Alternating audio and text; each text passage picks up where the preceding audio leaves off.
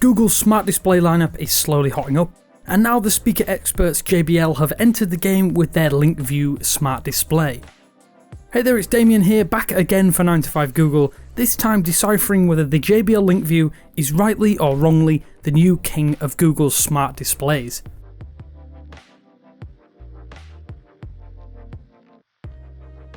The LinkView has clearly been designed to be one of the main focal points within a room, with it looking more like a fusion between quality speaker and tablet. There are two felt mesh covered speakers up front that provide clear stereo sound, with a bass reflex section around back that helps fill out your music listening experience. I'd say that the sleek pill shape and angled face of the speaker display make it easy to operate so that you can clearly read it when stood up, but it also can reflect light quite easily, making the screen harder to see in brightly lit rooms. There's a lot of plastic here and there which doesn't quite match up with that price tag, but the power cable does neatly hide around the back for less clutter. JBL definitely know how to make a speaker look and sound good, so it's no surprise that the LinkView looks and feels much better than Lenovo's own smart display system, albeit with a screen that sits in between two speakers.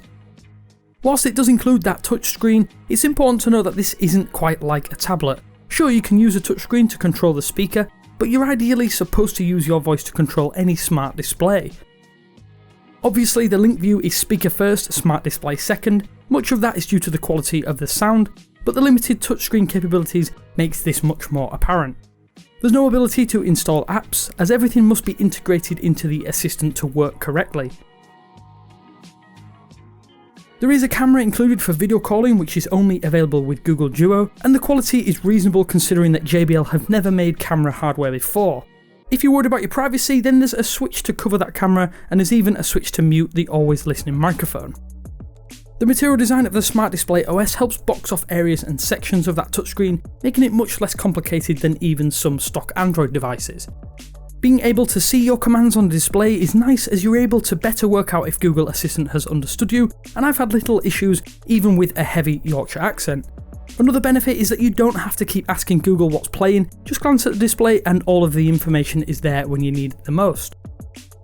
Disappointingly though, you can ask your smart display to stream direct from Netflix. Instead, you're limited to YouTube or YouTube TV, should that be available in your region, but you can cast to this display using your other smart devices.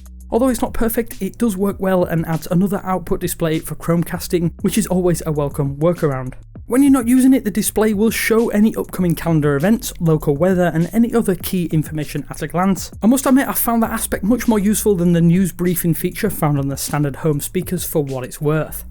Sound is clearly one of the areas where the JBL speaker is expected to shine, and the LinkView duly delivers.